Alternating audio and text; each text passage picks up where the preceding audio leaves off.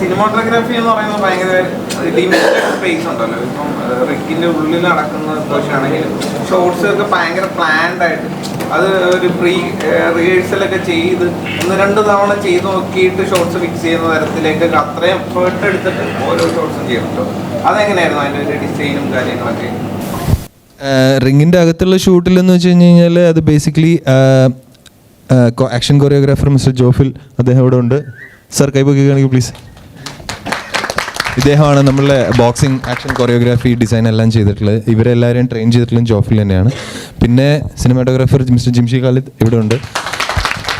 ഇവർ രണ്ടുപേർക്കുമാണ് അതിൻ്റെ complete credits പോകുന്നത്. പിന്നെ അത്രയും നമ്മൾ പ്ലാൻ ചെയ്തിട്ടുള്ള ഡിസൈൻ ചെയ്തിട്ടുള്ള കൊറിയോഗ്രാഫി കൃത്യമായിട്ട് അത് ഫോളോ ചെയ്ത് പ്രാക്ടീസ് ചെയ്ത് എക്സിക്യൂട്ട് ചെയ്ത നമ്മളുടെ ആർട്ടിസ്റ്റുകൾ എന്ന് പറയുമ്പോൾ ഇവിടെ ഇരിക്കുന്ന നമ്മളുടെ മെയിൻ ആയിട്ടുള്ള ആർട്ടിസ്റ്റുകൾ മാത്രമല്ല, ഇവർക്ക് ഓപ്പോസിറ്റ് ഫൈറ്റ് ചെയ്തിട്ടുള്ള നമ്മളുടെ സുഹൃത്തുക്കളും നമ്മൾ കാസ്റ്റ് ചെയ്തിട്ടുള്ളതായിട്ടുള്ള ഒരുപാട് ആർട്ടിസ്റ്റുകളുണ്ട്. അവരെല്ലാവരും തന്നെ നമ്മളിലൂടെ വളരെയധികം കോപ്പറേറ്റ് ചെയ്തിട്ടുള്ളവരാണ്. അവരെല്ലാവരും ഇവരെക്കാൾ കൂടുതലായിട്ട് ബോക്സിംഗ് പ്രാക്ടീസ് ചെയ്യും, കുറച്ചെങ്കിലും പ്രൊഫഷണലായിട്ട് ബോക്സിങ്ങിനെ ഫോളോ ചെയ്യുന്നവരാണ്. അവരോടൊക്കെ ഒരുപാട് താങ്ക്ഫുള്ളാണ് ഈ സിറ്റുവേഷനിൽ. കാരണം അവരൊന്നും ഇല്ലാതെ നമുക്കിത് ഒരിക്കലും കംപ്ലീറ്റ് ചെയ്യാൻ പറ്റില്ല.